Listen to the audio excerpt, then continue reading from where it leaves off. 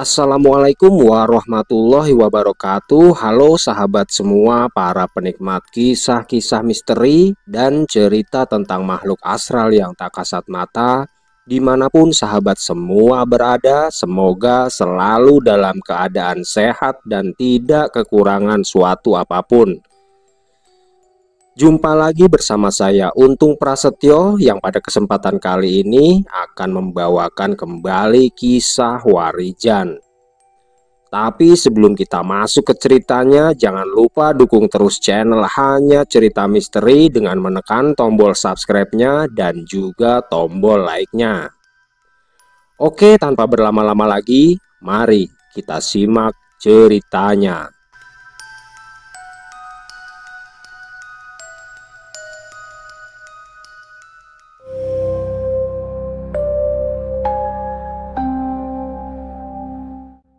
Di sebuah warung makan sederhana yang berdiri di sudut pasar tradisional, di antara lapak-lapak pedagang sayur dan kios rempah yang semerbak aromanya, Warijan menghentikan langkah kakinya. Badannya masih terasa lelah, bukan hanya karena perjalanan panjang yang dia tempuh, tapi juga sisa-sisa beban spiritual dari pertempuran batin yang belum lama ini dia jalani. Di warung kecil yang beratapkan seng yang mulai berkarat dan berdinding anyaman bambu yang telah menguning, Warijan duduk di bangku kayu panjang yang menghadap langsung ke tengah pasar. Matanya mengamati orang-orang dengan wajah yang terlihat lelah, yang hari itu sangat sibuk dengan kegiatan mereka masing-masing. Tidak lama berlalu, sepiring nasi dan lauk sederhana disajikan di hadapannya. Warijan pun mengatupkan tangan dan berdoa dalam hati sebelum mulai menyuap. Namun, ketika dia mulai memakan nasi yang dipesannya itu, Warijan mulai merasakan adanya keanehan pada suapan pertamanya. Selain masakan itu terasa hambar, dia juga mencium aroma tak sedap yang membuat selera makannya langsung menghilang. Warijan meletakkan sendok yang digenggamnya dengan perlahan, sementara matanya mengamati nasi di piringnya dengan seksama. Tidak ada yang tampak aneh secara kasat mata, lauk goreng tempe terlihat biasa, nasi putih mengepul hangat, dan semangkuk sayur lodeh di sampingnya tampak seperti buatan tangan ibu-ibu desa yang sudah piawai memasak. Namun rasa hambar itu bukan hanya karena bumbu yang kurang. Dia tahu betul perbedaan antara rasa biasa dan rasa yang telah tercemar sesuatu yang tidak berasal dari dunia ini. Aroma tak sedap yang menyeruak itu bukan bau basi atau lauk yang kadaluarsa. Itu lebih mirip seperti bau kain terbakar yang bercampur dengan daging mentah, samar namun menghujam ke dalam perut, membuat bulu kuduk Warijan berdiri. Sekilas dia sempat berpikir bahwa penciumannya masih terganggu karena sisa pertempuran spiritual beberapa hari lalu. Tapi semakin dia mencoba mengabaikan perasaannya, semakin kuat rasa itu mencengkeramnya. Warijan menoleh perlahan ke arah dapur warung. Dia merasa ada sesuatu yang janggal di sana. Asap dari tungku kayu bakar yang biasanya beraroma harum justru kali ini mengandung nuansa getir seperti serpihan arang yang terbakar tanpa nyala. Dan tidak lama berselang tiba-tiba sebuah suara lirih terdengar dari arah belakang. Bukan suara manusia, melainkan semacam bisikan tipis yang menggetarkan ruang dan batin. Warijan membalikan badan perlahan, matanya menyisir ke setiap sudut di warung makan kecil itu sambil membuka mata batinnya dan mempertajam indera perasanya.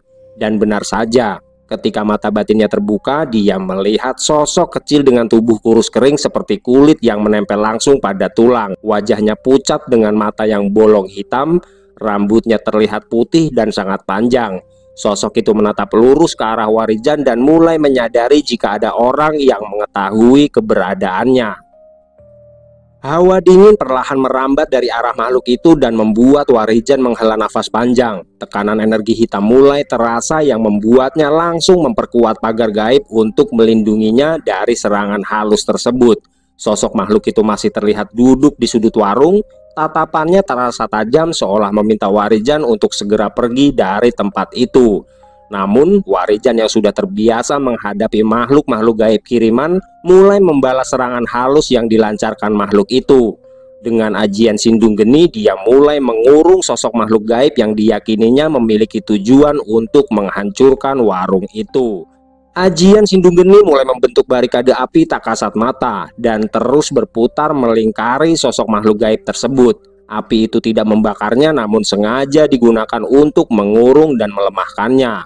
Makhluk tersebut merintih lirih, namun suaranya bagaikan gesekan logam karat yang memekakan telinga. Rambut panjangnya mulai melambai tak beraturan, seolah tertiup angin yang berasal dari dunia lain. Sosok itu lalu berdiri perlahan, tubuhnya membungkuk namun tetap mempertahankan tatapan menusuk pada Warijan. Tubuhnya berubah-ubah bentuk, dari keriput kering menjadi licin berlendir, dan dari sosok wanita renta menjadi semacam bocah yang wajahnya setengah terbakar. Namun Warijan tidak sedikit pun gentar, kedua tangannya menggenggam erat dan dalam hatinya dia terus membacakan rapalan-rapalan yang memperkuat ajian Sindung Geni. Hingga akhirnya sosok makhluk gaib itu terdiam seolah pasrah dengan belenggu gaib yang kini mengurungnya. Setelah dapat melemahkan dan mengurung makhluk gaib tersebut, Warijan mengambil segelas teh hangat yang ada di hadapannya, lalu meminumnya. Dan bersamaan dengan itu pemilik warung makan itu berjalan ke arahnya dengan wajah yang terlihat murung. "Yang ndak enak sayurnya apa nasinya, Mas?" tanya sang pemilik warung seolah sudah mengetahui apa yang sedang dialami oleh Warijan. Bu, maaf, masakan ibu enak kok. Hanya saja, Bu," balas Warijan yang terlihat bingung menjelaskannya. "Sudah 2 minggu ini, Mas, warung ibu sepi. Dan sampean ini sudah orang ketiga yang tidak memakan apa yang sudah sampean pesan," ujar ibu pemilik warung sambil menghela nafas panjang. "Iya Bu, maaf. Tapi saya akan tetap membayar pesanan saya kok," balas Warijan yang terlihat serba salah. Kalau boleh jujur, ada sesuatu yang di luar nalar yang sedang menimpa usaha ibu ini loh," imbuh Warijan yang sontak membuat pemilik warung itu terkejut. "Maksud sampean iki opo to, Mas?" tanyanya sambil mengedarkan pandangan ke sekitar pasar, lalu duduk di kursi plastik tepat di depan Warijan. Bu, menurut saya ada orang yang mengirimi ibu guna-guna, sehingga masakan ibu terasa hambar dan terkadang tercium bau busuk di saat orang masuk ke warung ini," balas Warijan menjelaskan. Ibu pemilik warung terdiam, wajahnya yang tadi penuh kelelahan kini berubah muram, seperti menyimpan sesuatu yang selama ini tidak mampu dia ungkapkan pada siapapun. Tatapannya kosong menembus meja bambu seolah-olah mengais ingatan tentang sesuatu yang dulu dianggapnya hanya sebagai kebetulan semata. "Ibu sendiri tidak tahu, Mas, harus percaya atau tidak. Tapi sejak 2 minggu lalu memang banyak hal yang aneh," ucapnya lirih nyaris berbisik. "Satu persatu pelanggan tetap saya tidak balik lagi. Ada yang muntah pas makan, ada juga yang bilang sayurnya pahit. Padahal saya memasak seperti biasanya, Mas. Malah ada yang jatuh pingsan setelah selesai makan di warung ini," imbuhnya menjelaskan. Warijan mengangguk pelan, matanya menyapu ke sekeliling warung, memperhatikan goresan-goresan samar di ambang pintu dan di pojok langit-langit, tanda-tanda samar dari ikatan gaib yang kerap luput dari mata biasa. "Apa ibu sudah lama berjualan di sini?" tanya Warijan dengan suara pelan. "Ya sudah lebih dari 15 tahun, Mas. Tapi baru kali ini saja ada kejadian yang begini. Sebelumnya alhamdulillah lancar. Rezeki cukup, pelanggan juga senang," jawab sang ibu menjelaskan. "Tapi sejak ada yang mau membeli tanah dan warung saya ini, semuanya mulai berubah, Mas. Orang-orang seperti enggan melangkah ke sini," imbuh pemilik warung itu lagi. "Oh, jadi warung ini milik ibu sendiri ya?" tanya Warijan penasaran. "Iya, Mas. Dulu saya dan mendiang suami saya membeli beberapa ratus meter tanah di tempat ini. Tapi karena suami saya terus-terusan sakit, akhirnya kami menjual sebagian besar tanah itu, dan yang tersisa hanyalah tanah warung ini serta kamar mandi umum di sampingnya," ujar ibu itu menjelaskan. Warijan mulai memahami arah dari semua keanehan yang terjadi. Ada pola dan bukan hanya kebetulan semata. Guna-guna yang menyerang dan hawa aneh yang menyelimuti warung serta makhluk halus yang kini dikurungnya di sudut ruangan, semuanya mengarah pada satu hal. Tekanan gaib yang dikirim itu jelas untuk mengusir pemilik sah dari tempat itu. Tujuannya jelas, menguasai sisa lahan yang tersisa dengan cara-cara licik dan tak kasat mata. Angin sore mulai berembus lembut melewati celah dinding bambu. Namun di balik kelembutan itu, Warijan dapat merasakan sesuatu yang tetap tertinggal. Jejak kekuatan hitam yang belum sepenuhnya lenyap. Ikatan gaibnya tidak hanya menguasai ruangan itu, tetapi juga menancap di tanah di bawah kaki mereka. Tanah itu sendiri telah diikat, mungkin dengan raja atau sesajen hitam yang ditanam pada waktu-waktu tertentu oleh orang-orang yang bekerja di balik layar. Warijan menunduk sebentar merasakan getaran samar dari bawah warung. Tanah itu berdesir pelan, tidak seperti gerakan hampa, tapi seperti berdenyut dari luka lama yang kembali dibuka. Tanda-tanda itu menguatkan keyakinannya bahwa lahan tersebut telah menjadi medan konflik yang lebih dalam dari sekedar urusan jual beli. "Lalu saya harus bagaimana ya, Mas?" tanya perempuan paruh baya itu dengan wajah yang terlihat pasrah. "Apa saya harus menjual tanah ini agar hidup saya dan kedua anak perempuan saya tenang?" imbuh pemilik warung makan itu. "Ya, semua tergantung pada ibu. Kalau masih mau bertahan, saya bersedia membantu, Bu," balas Warijan sambil tersenyum. "Loh, apa sampean tidak takut, Thomas? Ini kan perkara yang tidak bisa dilihat mata," tanya perempuan paruh baya itu lagi. "Enggak, Bu. Jika ibu mengizinkan, saya akan membantu sampai warung ini benar-benar aman. Selain itu, saya juga akan berusaha untuk membentengi keluarga ibu," balas Warijan tanpa sedikit pun rasa ragu. "Tapi kalau untuk saat ini saya belum ada uang, Mas. Jadi saya belum bisa memberi sampean bayaran," ujar ibu pemilik warung yang membuat Warijan tersenyum. "Saya tidak minta bayaran kok, Bu. Bagi saya yang saat ini sedang menjalani laku lampah, sudah menjadi kewajiban untuk membantu orang yang membutuhkan bantuan," balas Warijan yang membuat perempuan itu tersenyum lega. "Tapi apakah saya tidak merepotkan sampean, Mas?" tanyanya penuh keraguan. "Tidak ada yang direpotkan, Bu. Yang penting usaha warung ibu bisa ramai lagi dan hasilnya bisa ibu gunakan untuk mencukupi kebutuhan keluarga," balas Warijan penuh ketulusan. "Syukurlah, Mas. Terima kasih atas apa yang telah sampean lakukan. Semoga kebaikan sampean dibalas kebaikan lainnya oleh Gusti Kang Moho Agung," ucap sang ibu dengan mata yang berkaca-kaca. "Oh iya, Mas, nama sampean siapa? Dan sampean ini berasal dari mana?" tanya perempuan paruh baya itu sambil tersenyum. "Nama saya Warijan, Bu. Saya berasal dari desa Karanggading," balas Warijan menjelaskan. "Walah, nak Warijan. Perkenalkan, nama saya Sumi, Mas. Sampean ini berasal dari jauh ya. Kalau begitu sampean menginap saja di warung ini.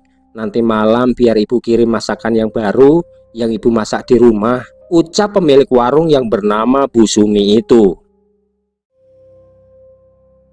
Tidak terasa malam pun datang perlahan seperti tirai kelam yang menyelimuti pasar tradisional itu. Suara-suara manusia menghilang satu persatu digantikan oleh gesekan bambu, jeritan jangkrik, dan sesekali lenguhan angin yang menyusup di sela atap genting tua. Warung milik Bu Sumi kini tertutup separuh. Lampu pijar kecil bergantung redup di salah satu sudutnya, memberi cahaya kekuningan yang remang namun cukup untuk menerangi lantai tegel yang dingin. Setelah Bu Sumi pulang, Warijan duduk bersila tidak jauh dari tempat makhluk gaib yang dikurungnya itu. Tepat di sudut warung yang remang, di antara bayang-bayang samar yang seolah ikut bernafas dalam keheningan malam. Sosok itu masih berdiam, namun bukan berarti tunduk. Dia tidak bergerak, tapi dari matanya yang samar memendar dalam gelap, tampak jelas bahwa makhluk itu terus mengawasi, mengukur, dan menunggu. Aura panas terasa menusuk bercampur dengan udara dingin malam khas pedesaan, seolah membungkus ruangan kecil itu dengan tekanan yang tidak dapat dirasakan oleh manusia biasa. Warijan menatap makhluk itu dalam diam. Di matanya, entitas tersebut bukan sekedar jelmaan, tapi perwujudan dari dendam yang dipelihara. Tubuhnya samar seperti asap, wajahnya kerap berubah-ubah. Kadang seperti manusia tua, kadang menyerupai binatang, lalu kembali seperti bayangan yang kosong tanpa wujud. Warijan tahu, jika makhluk itu bukanlah makhluk sembarangan. Dia adalah sosok kiriman yang bukan hanya untuk mengganggu, tapi untuk mencengkram lalu mengikat tempat itu dengan kehendak tuannya. Warijan mengangkat tangan kanannya membentuk gerakan menyerupai sebuah simbol pengendali dalam tradisi ilmu sejati. Dengan bisikan halus dia merapal mantra dari ajian Pambungkem Sukma yang belum lama dia dapatkan dari Abah Uta. Ajian itu tidak untuk mengusir tapi untuk menundukkan. Dia tahu dalam dunia gaib yang dikalahkan dengan kekerasan tidak selalu hilang, tapi kadang hanya berpindah tempat dan dapat kembali dengan kemarahan yang berkali lipat. Warijan memejamkan mata sejenak meresapi hawa di sekitarnya. Suara alam seperti menghilang dari telinganya digantikan oleh getaran halus yang berasal dari dalam tanah dan dinding warung yang telah lama menyimpan jejak energi gaib.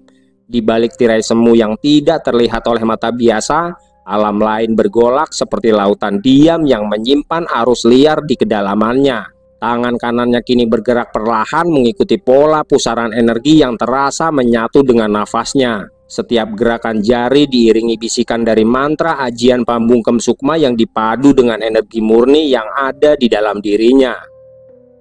Perlahan-lahan makhluk gaib itu mulai menggeliat. Tubuhnya seperti menolak dikekang dan berusaha untuk melakukan perlawanan. Sementara itu, Warijan terus memperkuat lingkaran pengendali di sekeliling makhluk itu dan memaksanya untuk tidak melawan. Akan tetapi, tidak lama berselang, dari balik tanah muncul hembusan hawa panas yang menjalar diam-diam ke atas permukaan. Dia tahu, kini perlawanan bukan datang dari makhluk itu semata, tapi ada sesuatu yang jauh lebih besar, lebih tua, dan lebih dalam. Sebuah kekuatan lain yang terhubung dengan makhluk gaib itu yang kemungkinan besar adalah kekuatan dari pemilik makhluk kiriman itu. Hawa panas yang menjalar dari balik tanah mulai mengubah suhu ruangan. Lantai tegel yang dingin seketika menjadi hangat, bahkan mendidih pada titik tertentu. Uap tipis naik perlahan dari sela-sela ubin tua membawa serta aroma anyir yang tajam dan bangkai busuk. Warijan menyipitkan mata, menajamkan batinnya untuk mengurai arah datangnya gelombang energi itu. Ini bukan energi liar biasa, tapi sesuatu yang sudah ditata, dirancang, dan diikat dengan tekad manusia yang penuh dendam dan kerakusan. Lingkaran pengendali di sekitar makhluk gaib yang terperangkap itu mulai bergetar. Gelombang energi tidak beraturan mulai menekan ke arah Warijan, namun hal itulah yang sedang ditunggunya. Warijan memang sengaja tidak memasang pelindung gaib di tempat itu agar sosok pemilik makhluk perewangan itu muncul secara langsung. Di alam sukma, tempat batas antara nyata dan gaib melebur menjadi satu, Warijan berdiri tegak di tengah kegelapan yang menyelubunginya. Udara di sana tidak bisa dihirup oleh paru-paru manusia karena di sana bukanlah udara, melainkan arus getaran energi yang berputar liar. Tanah di bawah kakinya tampak seperti lumpur hitam namun terasa padat dan berat. Langitnya gelap seperti jelaga namun sesekali terbelah oleh kilatan cahaya merah seperti percikan bara yang muncul dari kehampaan. Di hadapannya perlahan muncul sosok bayangan yang tidak sepenuhnya berbentuk manusia tapi juga bukan makhluk gaib. Sosok itu berdiri bagaikan gumpalan asap pekat yang membentuk siluet manusia. Namun wajahnya tertutup topeng kayu tua, berlumur darah kering, dengan mata merah membara yang mengintip dari balik celah matanya. Suaranya tidak keluar dari mulut, melainkan menggema langsung di dalam pikirannya. Dalam bahasa yang bukan sekedar kata, melainkan tekanan batin yang mencoba menguasai kehendak. Namun Warijan tidak pernah gentar. Sosok pemuda yang telah lama ditempa untuk menghadapi kekuatan besar dari makhluk astral maupun manusia itu memiliki energi murni yang kuat, bersih, dan mengalir lurus dari niat yang tulus. Dia berdiri tenang membiarkan sosok itu mencoba terus menekannya. Aku tidak menyangka jika ada bocah kemarin sore yang memiliki kekuatan sakti yang sangat tinggi, ujar sosok yang wujudnya masih terlihat samar itu. Setelah mengatakan hal itu, perlahan-lahan muncul sulur-sulur asap hitam yang melata di udara, mencoba menyusup ke dalam kesadaran Warijan, tapi Warijan membalasnya dengan memutar pusaran ajian Surya Derajat untuk melindungi tubuhnya dan membersihkan ruang sukma serta menolak energi yang datang dari berbagai arah. Cahaya keemasan menyebar dari tubuh Warijan, mengusir kabut yang melingkar dan memaksa sosok tersebut mundur beberapa langkah. Aku tahu makhluk ini peliharaan, Muki, ujar Warijan yang kini tubuhnya telah diselimuti ajian Sindung Geni dan siap untuk menyerang sosok tersebut. Sekarang aku minta, pergilah dari tempat ini dan jangan ganggu pemilik warung ini, imbuh Warijan sambil menunjuk ke arah sosok makhluk perewangan yang tidak berdaya itu. Sungguh luar biasa.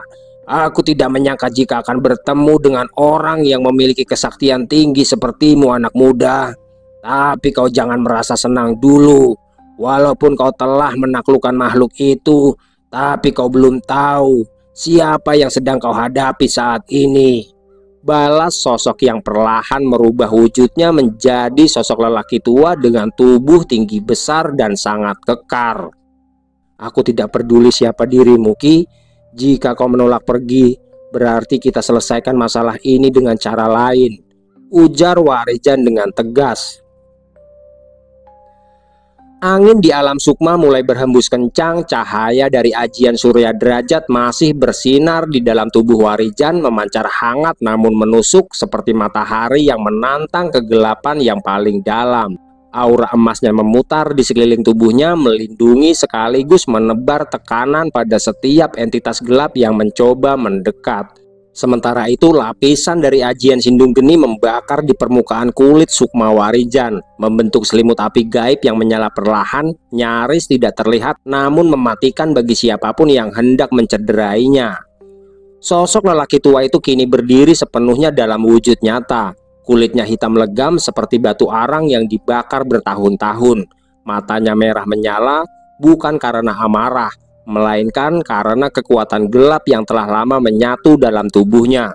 Tangan kanannya menggenggam tongkat dari kayu tua yang mengeluarkan asap, sementara di pundaknya menempel rantai api yang merah menyala. Meski tubuhnya kekar dan kokoh, sosok itu terlihat bukan sekedar manusia biasa. Dia tampak seperti dukun sepuh, pelaku ilmu hitam garis tua dari jalur yang memiliki banyak ilmu kesaktian. Warijan bisa merasakan energi lelaki itu bukan dari hasil laku tirakat biasa, tapi ada tumbal yang telah diberikan dan ada sumpah yang pernah diucapkan pada kekuatan yang tidak boleh dipanggil sembarangan. Lelaki tua itu mengangkat tongkatnya yang langsung membuat tanah alam itu langsung terbelah. Dari celahnya muncullah ular-ular gaib yang melata ke arah Warijan dengan gerakan cepat seperti anak panah. Namun Warijan sudah bersiap. Dengan satu gerakan tangannya dia melepaskan ajian Sindung Geni yang membuat ledakan besar ketika ajian itu menghantam puluhan ular-ular gaib tersebut. Tapi apa yang dilakukan oleh sosok lelaki tua itu barulah permulaan saja. Setelah itu dari retakan langit muncul pusaran besar berwarna kelam seperti lubang hisap yang mencoba menarik kesadaran Warijan ke dalam ruang gelap yang tidak berujung. Sosok lelaki tua itu memanggil Asmo Sekarndalu yang merupakan mantra pemecah sukma yang mampu membelah kesadaran musuh menjadi serpihan-serpihan kecil, lalu mengaburkan identitas spiritual dan menghapus batas antara tubuh dan jiwa. Warijan menggertakkan gigi karena dia tahu ini bukanlah serangan biasa. Sekali saja dia terhisap, maka jiwanya akan terombang-ambing di antara ruang sukma dan alam nyata, dan hal itu akan membuatnya tidak hidup dan tidak pula mati. Dia mengheningkan pikirannya Dan pada detik terakhir sebelum pusaran dari Asmo Sekarndalu menyentuhnya, dia menghentakkan kaki kanan ke tanah untuk memperkuat ajian Surya Derajat ke tingkat yang lebih tinggi. Selain itu, Warijan juga menggunakan ajian Tirta Agung yang pernah dipelajarinya dari Ki Condrowongso. Gabungan dari ilmu kesaktian tingkat tinggi itu menyebar menjadi lingkaran besar yang membentengi jiwanya dari segala arah. Cahaya putih kuning menyebar bagai sinar fajar menembus langit gelap dan perlahan menutup pusaran hitam itu dengan segel yang hanya bisa dibuka dari dalam oleh penguasa ajian. Pusaran hitam dari Asmoro Sekarndalu kini telah tertutup sepenuhnya oleh gabungan kekuatan ajian Surya Derajat dan Tirta Agung. Cahaya yang terpancar dari tubuh Sukma Warijan tidak lagi sekedar pelindung, melainkan telah berubah menjadi medan kekuatan yang menyeimbangkan seluruh ruang sukma di sekitarnya. Tanah yang sebelumnya merekah dan bergolak perlahan menyatu kembali, membentuk dataran baru, bersih dari kegelapan namun masih meninggalkan jejak-jejak luka spiritual yang belum sepenuhnya hilang. Di hadapan Warijan, lelaki tua itu tampak menggertakkan rahangnya. Tubuhnya masih berdiri tegak namun kini terlihat retak halus di bagian lengan kanan dan dada kirinya. Itu bukan luka fisik melainkan keretakan pada ikatan batin antara dirinya dengan makhluk-makhluk perewangan yang telah lama menjadi sumber kekuatannya. Ajian Tirta Agung milik Warijan bukan sekedar pelindung dari sukma, tapi juga pemutus simpul-simpul gaib yang mengikat kekuatan gelap pada jiwa manusia. Lelaki itu mendesis pelan, sekilas dari mulutnya keluar asap pekat bercampur darah hitam yang menjadi penanda bahwa pengaruh kekuatan kegelapan dari tubuhnya mulai terguncang. Tapi dia tidak mundur, sebaliknya dia mengangkat tongkatnya tinggi-tinggi lalu menghentakkannya ke tanah. Dentuman keras kembali menggema dan langit di atas kembali terbuka. Kali ini bukan dalam bentuk pusaran, tapi seperti sobekan besar yang menganga. Dari celahnya turun 9 titik cahaya merah yang kemudian jatuh ke tanah dan berubah wujud menjadi 9 bayangan manusia. Kesembilan sosok itu adalah makhluk-makhluk gaib perewangan yang menjadi kekuatan utama dari sosok dukun sepuh itu. Kesembilan sosok itu terlihat mengenakan jubah hitam tanpa wajah dan tanpa suara. Setiap dari mereka membawa senjata gaib berupa tombak bersisik naga, cambuk api, pedang yang berkilat bagai petir hingga keris pusaka yang terbungkus mantra pengunci jiwa.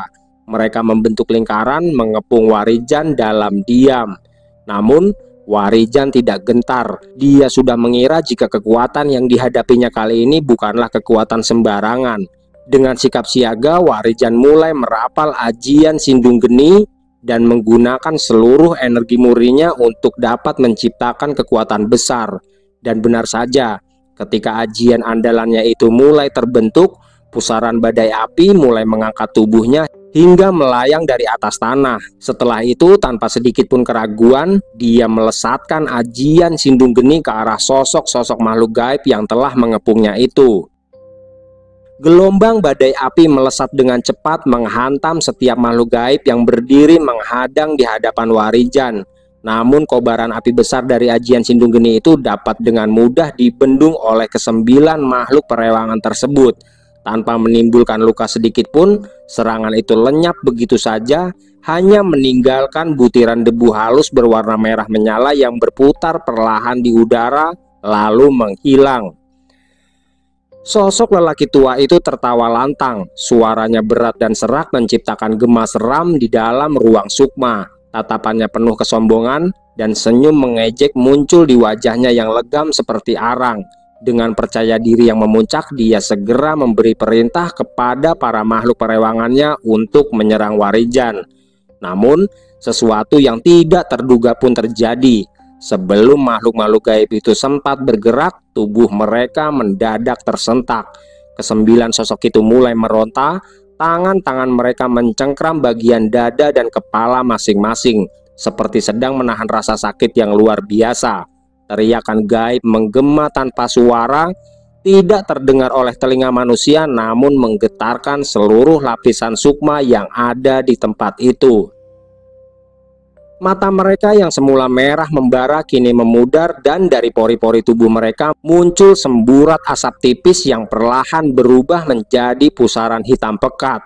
Dan dalam sekejap, satu persatu dari mereka meledak menjadi kabut kelam, lalu lenyap menjadi kepulan asap hitam yang terangkat ke udara sebelum akhirnya terserap ke dalam tanah. Warijan tetap berdiri tenang. Dia tahu persis apa yang sedang terjadi. Ajian Sindung Geni yang tadi dia lepaskan memang tampak seperti serangan langsung yang gagal, tapi itu hanya bagian permukaannya saja. Sebenarnya ajian itu telah dia padukan dengan unsur alami di sekitar warung Bu Sumi. Debu-debu halus yang selama ini menetap diam di sela-sela lantai, tiang bambu, dan bahkan pada celah kayu kusen lapuk telah dimantrai oleh Warijan sebelum memulai ritualnya. Dia menanamkan inti ajian Sindung Geni ke dalamnya, lalu menjadikan ribuan debu kecil itu mengandung kekuatan yang sangat dahsyat. Saat gelombang api menghantam dan menghilang seolah sia-sia, ribuan butiran debu itu sebenarnya telah terpecah dan menyebar lalu masuk perlahan ke dalam tubuh makhluk-makhluk gaib itu, menyusup lewat celah sukma mereka lalu mengendap di pusat energi batin dan membakar dari dalam serta luar. Itulah sebabnya mengapa mereka tampak biasa saja setelah benturan besar itu terjadi. Akan tetapi, pada detik berikutnya semua tidak terkendali. Ajian itu bukan sekedar membakar tubuh gaib mereka, tapi juga menghanguskan ikatan energi mereka dengan si empunya, yaitu sang dukun tua. Sosok lelaki tua itu mencengkeram tongkatnya kuat-kuat. Matanya kini tidak lagi menyorotkan rasa percaya diri. Amarah dan keterkejutannya bercampur menjadi satu. Dia tidak menyangka bahwa ada seseorang yang mampu mengalahkan kesembilan sosok makhluk gaib terkuatnya. Dan itu berarti Warijan bukan hanya kuat dalam tenaga, tapi juga cerdas dalam memahami struktur gaib yang lebih halus dan rumit. Bagaimana Ki? Apakah akan kita lanjutkan pertempuran ini? Tanya Warijan penuh percaya diri. Lelaki tua itu tidak segera menjawab. Tangannya masih mencengkram tongkat kayunya dengan erat, meski kekuatan yang mengalir dalam urat-urat tuanya kini terasa rapuh. Namun sosok itu tidak akan menyerah begitu saja. Warijan tetap berdiri tegak, tubuhnya menyala tenang oleh sisa ajian Sindung Geni dan benteng Tirta Agung yang masih menyelimuti raganya. Sorot matanya tajam namun tidak diliputi nafsu membunuh. Dia bukan petarung yang haus darah, melainkan pelaku spiritual sejati yang paham kapan harus bertarung dan kapan harus menghentikan pertarungannya. "Jangan sombong dulu bocah," seru lelaki tua itu sambil melakukan sebuah gerakan kuda-kuda lalu mulai merapal mantra. "Aku tidak akan bertanya dua kali Ki, tapi sebaiknya kita sudahi saja pertarungan ini. Pergilah dengan damai dan jangan ganggu pemilik warung ini lagi," balas Warijan yang langsung mengeluarkan energi besar yang dibalut ajian Sindung Geni. Angin tiba-tiba berhenti berhembus seperti ikut menyaksikan ujung dari pertarungan dua pemilik kekuatan besar itu. Alam gaib dan alam nyata bersinggungan tajam. Ubin warung tua bergetar dan bayang-bayang pada dinding seolah memiliki nyawa sendiri bergoyang tanpa arah, diguncang oleh aura dari kekuatan yang bertolak belakang. Lelaki tua itu tetap dalam posisi kuda-kuda, mulutnya merapal mantra dari ilmu tingkat tinggi yang sudah jarang dikenal. Suaranya berat bergulung seperti petir dari dalam perut bumi. Dan dari ujung tongkatnya merambat garis hitam seperti akar pohon tua, membentuk kilauan energi berwarna merah darah di udara. Kilauan-kilauan energi itu adalah bagian dari ajian Sungsang Sukma, ilmu pemutar medan spiritual yang mampu memanipulasi arah pusaran sukma seseorang, membuat musuhnya kehilangan arah, lupa tujuan, bahkan lupa siapa dirinya. Ajian itu bukan sembarang ilmu kesaktian. Sekali berhasil diterapkan, korban bisa berubah menjadi wadah kosong yang mudah dimasuki oleh sosok makhluk gaib lain. Namun Warijan sudah mengantisipasinya. Dia tahu jalan ilmu hitam semacam itu. Saat lelaki tua itu merampungkan rapalan mantranya, Warijan lalu menghentakkan kakinya ke tanah. Dentuman halus pun terdengar, namun getarannya memancar seperti ombak yang menyapu segala bentuk manipulasi energi di sekitarnya. Cahaya keemasan muncul dari tanah membentuk garis lingkaran yang terukir oleh kekuatan Tirta Agung yang ditambat dengan ajian Surya Derajat. Kilauan energi berwarna merah darah itu terhenti di tengah udara lalu hancur seperti kaca yang dihantam gelombang panas. Pecahannya mencuat ke segala arah dan sebagian kembali mengenai dukun sepuh itu sendiri. Dia mundur satu langkah, matanya membelalak, mulutnya tercekat oleh kenyataan bahwa ajian miliknya telah dipatahkan dengan satu gerakan sederhana namun sangat mematikan. "Aku sudah bilang, Ki, jangan paksakan dirimu lebih jauh lagi," ucap Warijan datar namun sorot matanya penuh peringatan.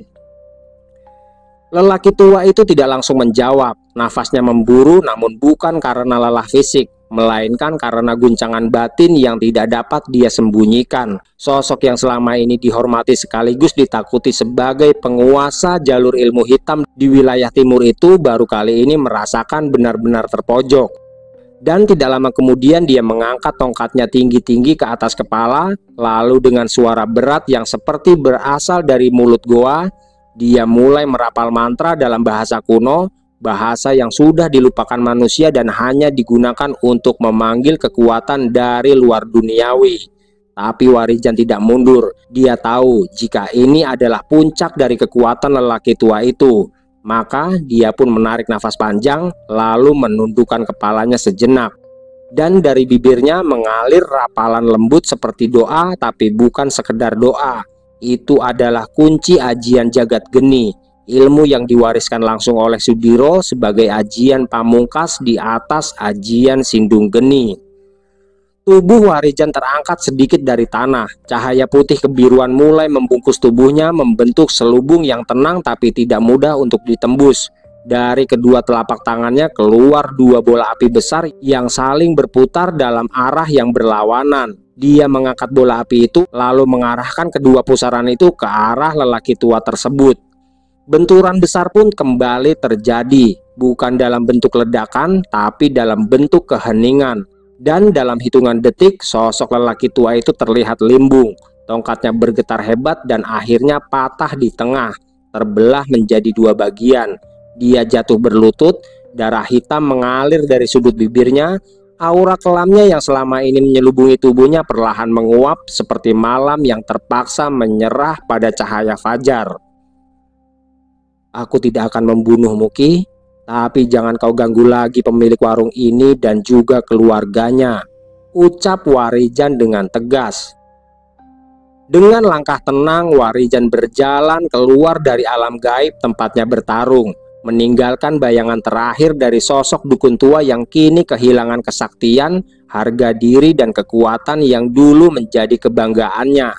Langkah Warijan meninggalkan alam gaib itu tidak menimbulkan suara. Udara yang sebelumnya tegang dan pekat kini mulai mereda. Di balik pusaran energi yang perlahan tertutup, lelaki tua itu masih terduduk, menatap kosong pada tanah yang tidak lagi mau mendengarkan perintahnya. Sementara itu, Sukma Warijan kembali menyatu dengan raganya yang duduk bersila di sudut warung Busumi. Tarikan nafas panjang dia ambil perlahan, membawa serta sisa-sisa pertempuran tadi. Dia membuka mata, pandangannya jernih dan tenang, tapi sorot itu menyimpan bekas dari sebuah pertarungan jiwa yang tidaklah mudah. Tanpa disadarinya, suasana di luar warung sudah sangat ramai. Dan tidak lama setelah itu, Busumi datang yang dengan rasa ragu mulai mengetuk pintu warungnya. Warijan menoleh perlahan ke arah pintu, nafasnya kini lebih tenang meski tubuhnya masih terasa sedikit berat. Dia bangkit dari duduknya lalu berjalan pelan membuka pintu kayu yang telah mulai lapuk dimakan usia. "Maaf, Mas, apakah saya sudah boleh masuk?" tanya Busumi yang berdiri di depan pintu dengan wajah pucat namun ada kelegaan di balik kerutan keningnya. "Sudah, Bu, tempat ini sudah aman," balas Warijan sambil mengangguk pelan. Busumi menatap ke dalam warung seolah ingin memastikan sendiri hatinya bisa merasakan sesuatu yang telah berubah. Hawa yang biasa menekan dadanya setiap pagi kini terasa ringan. Tidak ada lagi desiran tak kasat mata di balik dinding. Tidak ada lagi bisikan-bisikan yang membuatnya tetap terjaga tiap malam. Warung itu kini terasa hidup kembali. Sementara itu, Warijan kembali duduk di bangku kayu panjang sambil kembali membaca mantra di dalam hatinya. Dengan tenang, dia mulai memindahkan sosok makhluk gaib yang sedari awal sudah dikurungnya itu ke dalam sebuah batu hitam yang selalu dibawanya. Dan setelah memastikan keadaan aman, Warijan pun mengucap syukur dalam hatinya.